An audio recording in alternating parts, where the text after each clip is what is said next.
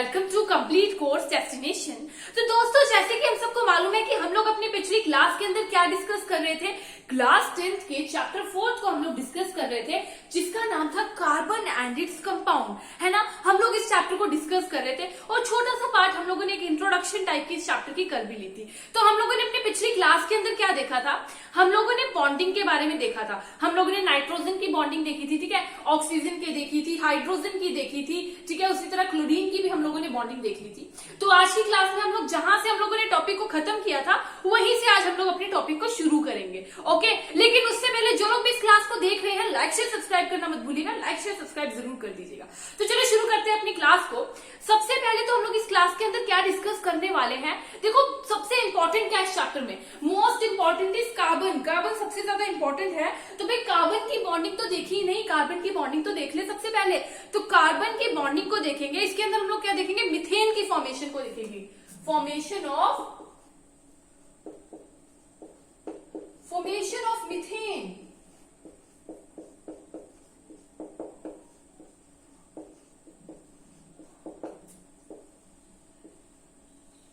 Methane की formation देख लेते हैं, किस तरह से मिथेन बनता है। सबसे पहले तो मिथेन होता क्या है, देखो methane is a compound of carbon. Carbon का ही एक कंपाउंड है हमारा methane. Methane is a compound of carbon, और we can say methane is one of the simplest compound of carbon, one of the simplest compound of carbon.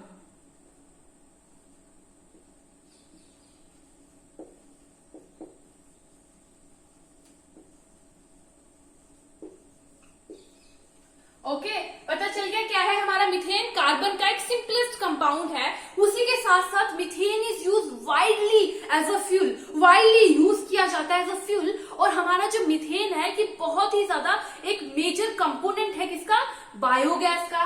Biogas का major component है, और उसी के साथ साथ सीएनजी, कॉम्प्रेस्ड नेचुरल गैस जो होती है हमारी, इन दोनों का ये एक मेजर कंपोनेंट है।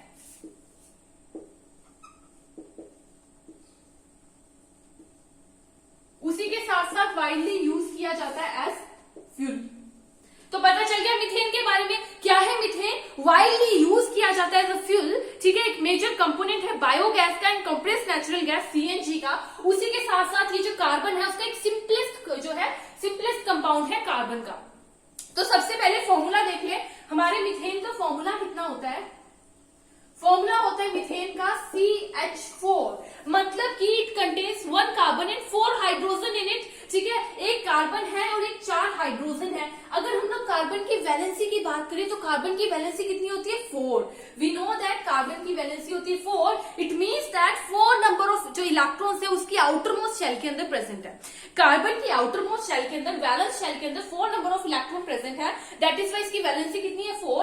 एंड हाइड्रोजन की वैलेंसी होती है 1, मतलब कि एक नंबर ऑफ इलेक्ट्रॉन, एक नंबर इलेक्ट्रॉन उसका, सॉरी, एक इलेक्ट्रॉन उसके आउटर मोस्ट शेल के अंदर प्रेजेंट है। ओके, यहां तक क्लियर हो गया। अब देखो हमारे हाइड्रोजन के पास एक मॉलिक्यूल है, हाइड्रोजन को क्या कंप्लीट करना होता है, स्टेबल होने के लिए ड्यूप्लेट कंप्लीट करना है। हाइड्रोजन कहता है भाई अगर मुझे स्टेबल होना है मुझे तो ड्यूप्लेट कंप्लीट करना पड़ेगा, लेकिन हमारे कार्बन को अपने ऑक्टेट कंप्लीट करने के लिए 4 नंबर ऑफ इलेक्ट्रॉन्स की जरूरत होती है ना। तो अब क्या होगा, देखो कार्बन की वैलेंसी थी 4। तो जनरली हमारे कार्बन का स्ट्रक्चर कैसे होता है, टेट्राहेड्रन होता है स्ट्रक्चर, लेकिन हम लोग किसी भी तरह से इसको लिख सकते हैं, हम लोग इस तरह से लिखेंगे, ठीक है। अब हाइड्रोजन जो थे हमारे, हाइड्रोजन के पास कितने थे, हाइड्रोजन के पास 1 बैलेंस इलेक्ट्रॉन से, मतलब वैलेंसी इनकी 1 थी। अब हाइड्रोजन ने क्या सोचा, हाइड्रोजन ने सोचा देखो स्टेबल तो मुझे होना है किसी भी तरह से हूं, है ना। तो उसने सोचा कि कार्बन के पास 4 इलेक्ट्रॉन्स हैं, अब हम लोग चारों हाइड्रोजन्स एक एक इलेक्ट्रॉन को अगर शेयर कर लेते तो हमारे ड्यूप्लेट कंप्लीट हो जाते हैं। तो हाइड्रोजन क्या करते हैं, हर एक जो हाइड्रोजन है अपने एक एक इलेक्ट्रॉन को कार्बन के साथ जो है शेयर कर देता है और अपने ड्यूप्लेट को कंप्लीट कर लेता है। क्या कर लेता है, अपने ड्यूप्लेट को कंप्लीट कर देता है और क्या हो जाता है, स्टेबल हो जाता है। अब एकदम आराम से शांति से बैठा हुआ है हमारा हाइड्रोजन, क्योंकि वो तो स्टेबल हो चुका है। मतलब कार्बन बोलता है देखो ये मैं फ्रेंडली इलेक्ट्रॉन तो हूं, कार्बन जो हमारा एक फ्रेंडली एलिमेंट है, पर उसको भी तो स्टेबल होना है। कार्बन सोचता है मेरे पास 4 नंबर ऑफ इलेक्ट्रॉन्स हैं और 4 हाइड्रोजन ने शेयर किए हैं, तो क्यों ना मैं अपना ऑक्टेट कंप्लीट कर लूं। तो हमारा कार्बन क्या करता है, अपने ऑक्टेट को कंप्लीट कर लेता है। ठीक है, कार्बन ने क्या किया, अपने ऑक्टेट को कंप्लीट कर दिया और बन गया ये भी स्टेबल। अब कार्बन के पास भी 8 नंबर ऑफ इलेक्ट्रॉन्स है, हाइड्रोजन के पास भी अपने 2 इलेक्ट्रॉन्स है, मतलब हाइड्रोजन के ड्यूप्लेट कंप्लीट है और हमारे जो कार्बन है, कार्बन के क्या कंप्लीट है, ऑक्टेट कंप्लीट है। अब मतलब कि दोनों स्टेबल हो गए और हमारी फॉर्मेशन हो गई मीथेन की। अब अगर हम लोग यहाँ पर देखें, हर एक कार्बन और हाइड्रोजन के बीच में एक पेयर ऑफ इलेक्ट्रॉन्स है ना, there are a pair of electrons between carbon and hydrogen, मतलब कि एंड एक पेयर ऑफ इलेक्ट्रॉन को क्या बोल दिया जाता है, covalent bond, single covalent bond. तो हमारे कार्बन और हाइड्रोजन के बीच में क्या आ गई, सिंगल कोवलेंट बॉन्ड। तो हमारे पास यहाँ पर कितनी सिंगल कोवलेंट बॉन्ड है, we have 4 single covalent bonds, we have 4 single covalent bonds in our methane. ठीक है, मीथेन के अंदर 4 सिंगल कोवलेंट बॉन्ड है। तो कोवलेंट बॉन्ड होती क्या है, देखो हम लोगों ने पीछे भी पढ़ा है, अपने पिछले सेक्शन में, पिछली क्लास में देखा था, what are covalent bond. Covalent bond होती क्या है हमारी, so the bond in which a pair of electron is shared by 2 atoms, 2 atoms के द्वारा एक पेयर ऑफ इलेक्ट्रॉन को शेयर किया जाए, that forms a covalent bond. उसी को क्या बोल दिया जाता है, कोवलेंट बॉन्ड। क्या कहेंगे, bond which are formed by the sharing of pair of electron between 2 atoms। 2 atoms के बीच में जब पेयर ऑफ इलेक्ट्रॉन जो है वो शेयर हो रहे हैं, तो वो क्या बना देते हैं, वही बना देते हैं हमारे कोवलेंट बॉन्ड को। ठीक है, तो कोवलेंट बॉन्ड के बारे में पता चल गया कि कोवलेंट बॉन्ड क्या होता है। अब हम लोग देख लेते हैं कि कोवलेंट बॉन्ड की कुछ प्रॉपर्टीज होती हैं। There are some properties of covalent bond. कौन सी प्रॉपर्टीज होंगी, सबसे पहले तो जो कोवलेंट बॉन्डेड मॉलिक्यूल्स होते हैं ना, the covalent bonded molecules are seen to have strong bond between within them. ठीक है, उनके बीच में एक स्ट्रॉन्ग बॉन्ड होती है। क्या होती है, covalent bond molecules have a strong bond with in the molecule, उनके बीच में एक स्ट्रॉन्ग बॉन्ड होती है। ये हमारी फर्स्ट प्रॉपर्टी हो जाएगी।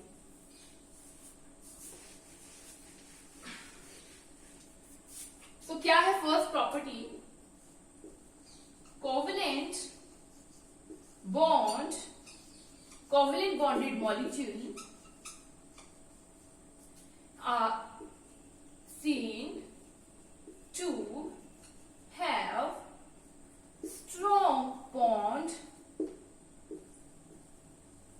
within the molecule।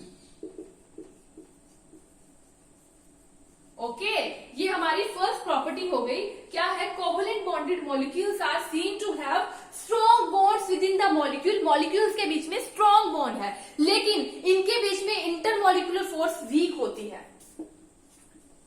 Intermolecular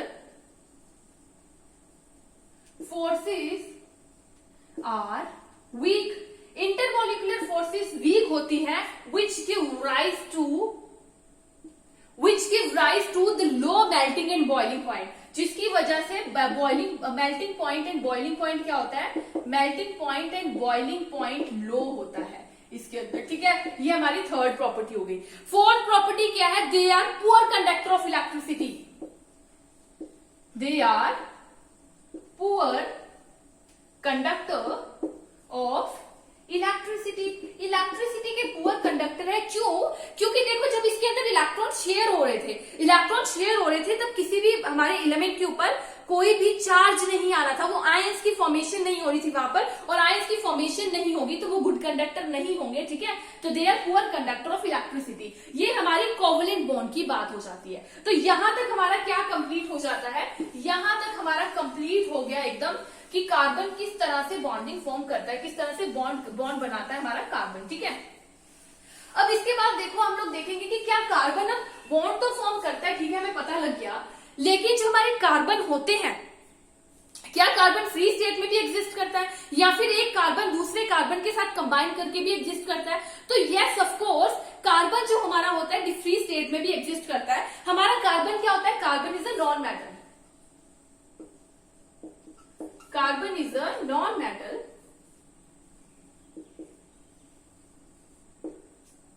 that can exist in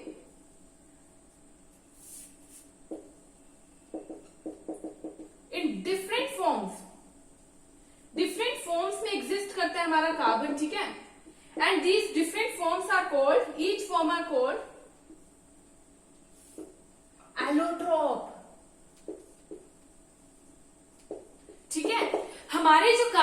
होते हैं ये क्या होते हैं, नॉन मेटल होते हैं, and that can exist in different forms में एग्जिस्ट करते हैं, और ईच फॉर्म को क्या कह दिया जाता है, एलोट्रॉप कह दिया जाता है। अब हमारे एलोट्रॉप क्या होते हैं, जब एक इलेमेंट के डिफरेंट स्ट्रक्चर्स होना, एक इलेमेंट के ही डिफरेंट स्ट्रक्चर्स हो, उन्हीं को कह दिया जाता है उसके एलोट्रॉप्स। जैसे हमारे कार्बन के एलोट्रॉप्स हैं, नेचुरल एलोट्रॉप्स कौन से हैं कार्बन के नेचुरल एलोट्रॉप्स हैं हमारा carbon and graphite, sorry diamond and graphite.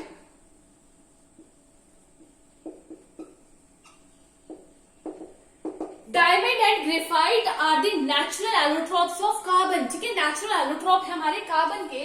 अगर हम लोग डायमंड की बात करें, ठीक है, डायमंड की बात कर लेते हैं, तो diamond is an allotrope of carbon, and ये जो है सबसे ज्यादा harder, it is the hardest compound of carbon that is present in the nature के अंदर हार्डेस्ट सब्सटेंस होता है हमारा डायमंड, हार्डेस्ट सब्सटेंस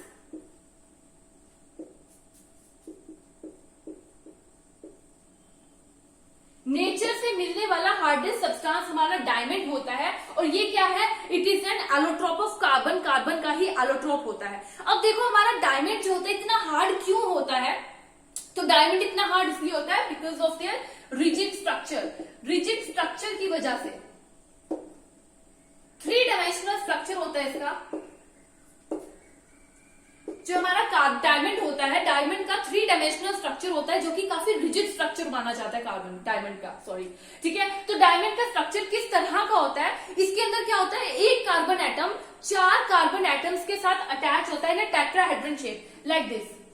ये हमारा जहां पे डॉट है वो कार्बन एटम है, एक कार्बन एटम अटैच होता है किसके साथ, 4 कार्बन एटम्स के साथ, ठीक है। इस तरह से 4 कार्बन एटम्स के साथ अटैच होता है हमारा एक carbon, and it is a tetrahedron shape, tetrahedron shape का होता है, ठीक है। तो 3 डायमेंशनल होता है। अब ये जो हमारा कार्बन है ना, इसी तरह से फर्दर हर कोई कार्बन जो है 4 हाइड्रो कार्बन एटम्स के साथ अटैच होगा, और ऐसे ही 3 डायमेंशनल जो है 3 डायमेंशनल इसके स्ट्रक्चर को बना देगा। अब अगर हम लोग एक छोटे से डायमंड की बात करें, तो एक छोटे से डायमंड के अंदर मिलियंस ऑफ कार्बन एटम होते हैं, जो कि एक साथ कंबाइन हो जाते हैं। Millions of carbon atom combine होकर क्या बनाएंगे, एक 3 डायमेंशनल स्ट्रक्चर की फॉर्मेशन कर देंगे, ठीक है। तो अब हम लोग डायमंड की प्रॉपर्टीज की बात कर लें, प्रॉपर्टीज ऑफ डायमंड।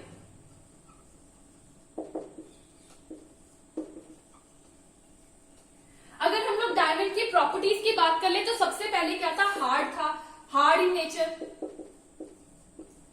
जो हमारा डायमंड होता है बहुत ज्यादा हार्ड होता है, क्यों होता है, because of the rigid structure. इसका स्ट्रक्चर रिजिड होता है, इसी की वजह से हमारा डायमंड क्या होता है, बहुत ज्यादा हार्ड होता है। उसके बाद अगली प्रॉपर्टी की अगर हम लोग बात करें डायमंड की, तो हमारे डायमंड की melting point and boiling point काफी हाई होता है। Melting point and boiling point is very high, बहुत ज्यादा high melting point and boiling point होता है, उसी के साथ इसकी डेंसिटी भी हाई होती है। हाई डेंसिटी क्यों होती है हमारे डायमंड की, तो डायमंड की हाई डेंसिटी इसलिए होती है क्योंकि इसके अंदर के जो मॉलिक्यूल्स होते हैं ना, वो बहुत ज्यादा क्लोजली पैक्ड होते हैं, जिसकी वजह से इसकी डेंसिटी काफी ज्यादा हाई हो जाती है। अगर हम लोग इसकी एक और बात करें, तो हमारे जो डायमंड होता है, they are poor conductor of electricity.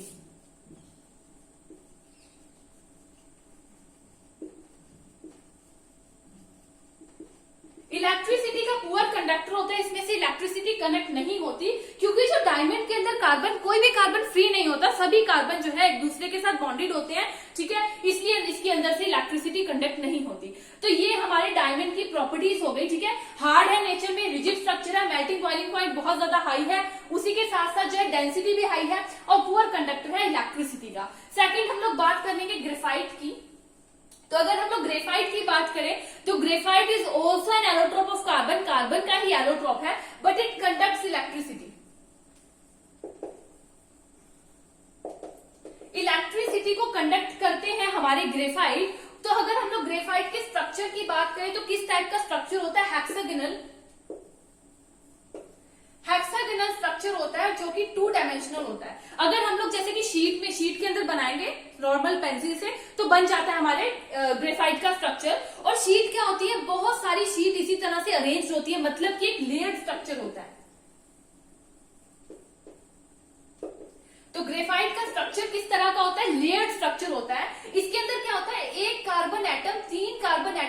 साथ अटैच होता है। हर एक कार्बन एटम जो है 3 कार्बन एटम्स के साथ अटैच होता है हमारे ग्रेफाइट के जो है स्ट्रक्चर के अंदर, इस तरह से कुछ, ठीक है,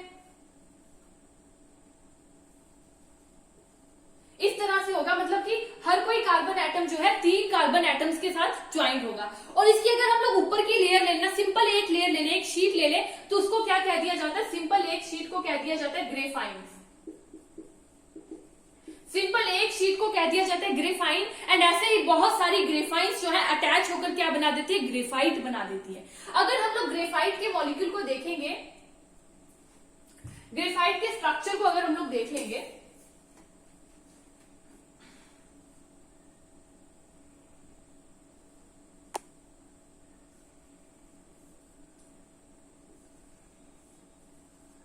तो इसके अंदर हम लोग क्या देखेंगे, बहुत सारे ऐसे कार्बन एटम्स हैं जो कि एक दूसरे से अटैच नहीं है।